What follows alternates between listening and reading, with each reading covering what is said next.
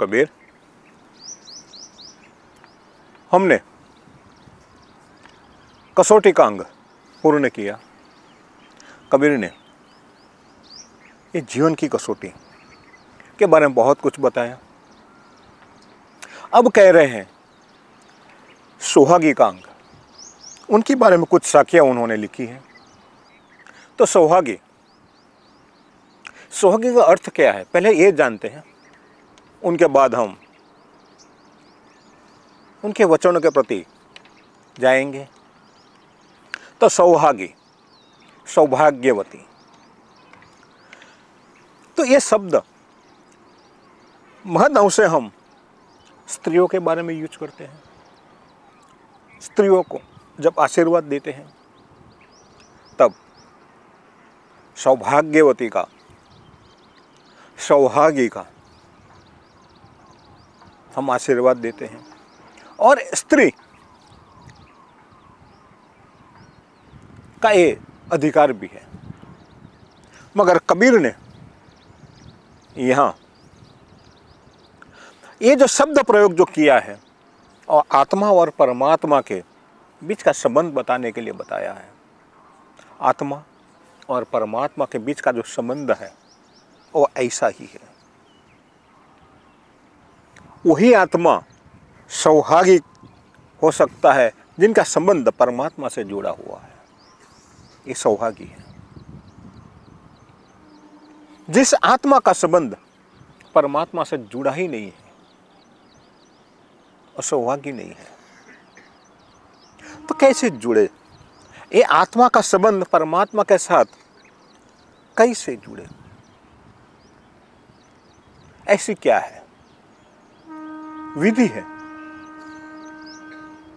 जैसे लग्न विधि हम कहते हैं, तो दो आत्माओं का वो मिलन होता है, एक स्त्री और पुरुष का। और स्त्री और पुरुष का जो मिलन है और ये पाकर स्त्री सौहागी बनती है, सौभाग्यवंती बनती है, सौहागी बनती है। और अब इस स्त्री की संपूर्ण जवाबदारी पुरुष की है। उनका पालन पोषण करना, उनका रक्षण करना, उनको खुश रहना, आनंदित प्रफुल्लित रखने की जिम्मेदारी वो पुरुष की होती है। तो दोनों का जो मिलन होता है वो तो एक लग्न के संबंध से जुड़ने के बाद शुरू होता है।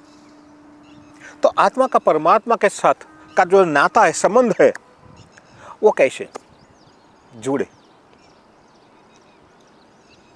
तो सद्गुरु हमें ये रास्ता दिखाता है। और सद्गुरु के पास जब हम जाते हैं तो आत्मा का मिलन वो परमात्मा के साथ कैसे करें, वो दिखाते हैं, वो समझाते हैं। और दोनों का तादात्म्य वहीं से शुरू होता है। तो कबीर इस बात को लेकर कुछ कह रहे हैं कि सौहागी, तो ये लोग सौहागी है, सौभाग्यशाली है, जिन्होंने समय रहते सद्गुरु को प्राप्त कर लिया। अब सद्गुरु को प्राप्त करके इस आत्मा का संबंध, अनुसंधान जो है वो परमात्मा के साथ जुड़ते हैं। और परमात्मा के साथ जुड़ गया, वो सौभागी बन गया, वही भाग्यवान है। और आत्मा का परम कर्तव्य तो यही है कि उस परमात्मा के प्रति जो उनकी फर्ज है वो अदा करें। और जो आत्मा परमात्मा के साथ जुड़ गया है, अब इस परमात्मा का परम कर्तव्य है उसी शरीर को, उसी आत्मा का रक्षण करने का, उनको सुख प्रदान करने का। उनकी क्या आवश्यकता है वो देखने की, संभालने की जिम्मेदारी उस परमात्मा की है। नरसिंह मेहता ने, मीराबाई ने इस दुनिया की कोई परवाह न की थी, कोई चिंता न की थी। मेरा तो साफ साफ कह दिया था, एक और गिरधारी बाई, मैं तो एक और गिरधारी। वही गिरधारी के साथ मीरा तो जुड़ गई थी और कोई नहीं था उनका, इस जगत में और कोई नहीं था। थे तो बहुत सारे लोग, तो लोगों की झुंड तो है, लोग तो मिलते हैं, लोगों की कमी नहीं है इस जगत में, केवल कमी है तो ऐसे संत जनों की कमी है। और ये संत जन मिलकर अपना रास्ता बनाता है, अपना रास्ता तय करते हैं, कहाँ जाना है, कहाँ पहुंचना है। तो जहां पहुंचना है वो रास्ता वो संत जन तय करते हैं। अब मीरा ने यही काम किया था। उन्होंने कुछ संत जन ढूंढ लिए थे, गुरु को भी ढूंढ लिया, रैदास को। अब लोगों ने इनके बारे में भी बहुत कुछ कहा कि तुझे आखिरकार यही मिला।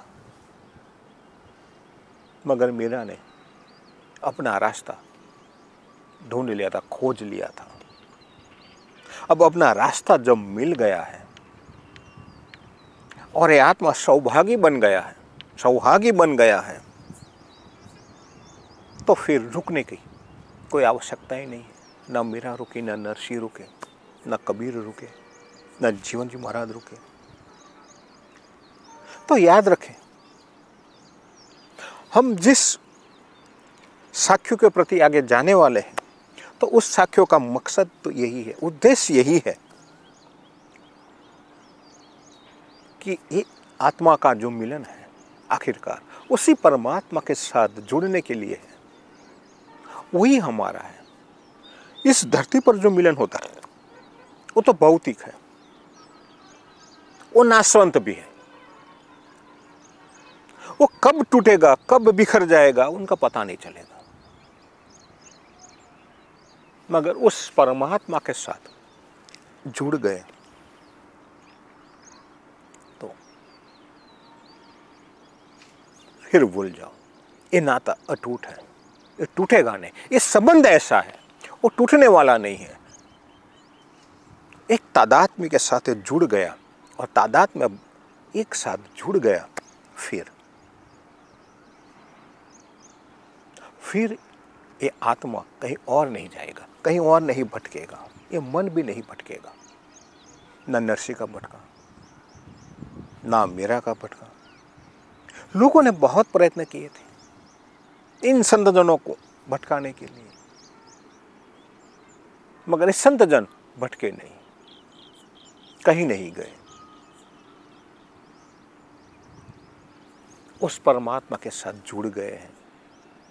तो कबीर इसी अंग में हमें जीवन का कुछ सूत्र समझाने वाले हैं। और जो सूत्र है, जीवन का जो सूत्र है, तो यही सूत्र है कि हमने मनुष्य जन्म धारण कर लिया और ये मनुष्य तत्व हमारे बीच में प्रकट जो होने वाला है,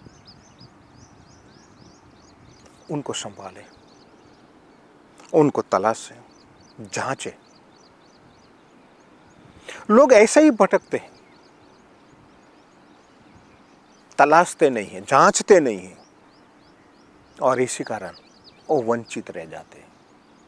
और हमें ऐसे वंचित नहीं रहना है, हमें तलाश जारी रखनी है, ढूंढना है, खोजना है, कैसे मिले। तो आते रहिए, सुनते रहिए, और हम आगे देखेंगे कि कबीर ने इस सौभाग्य के अंग में क्या क्या कहा है। अस्तु राम कबीर।